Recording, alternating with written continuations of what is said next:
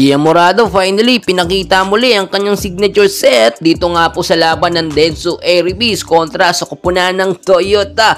And well mga idol, finally game day na, inaasahan natin mabibigyan ng mahabang playing time etong ating kababayan na si Gia Morado. First set ng laban ng Denso Airibis kontra sa Toyota, wala sa starting lineup itong si Gia Morado. Naghintay tayo ng ilang minuto hanggang sa matapos ang set naman ay wala pa ring Gia Morado, pero nakita nyo panalo naman dito ang Denso Airibis sa score nga po na 23 ang Toyota, 25 naman ang Denso Airibis. Naghintay tayo dito sa set 2 at ilang minuto pa ang nakalipas ay ipinasok na nga ang ating kababayan na si Gia Morado. And finally nakita nyo yung mga unexpected na mga set ni Gia.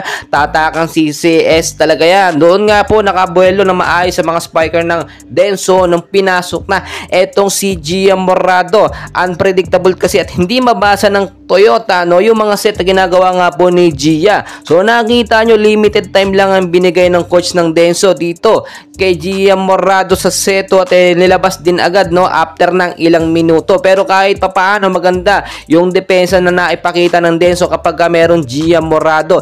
Ibang chemistry kasi ang nagagawa ng Denso kapag yung setter nila ay maayos po talaga ang ginagawa at pinapakita.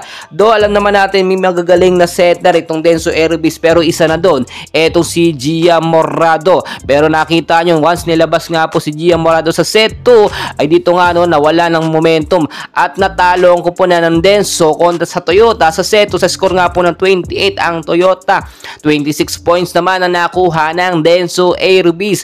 Pagdating ng set 3 at set 4 naging very intense at talagang napakatindi ng laban.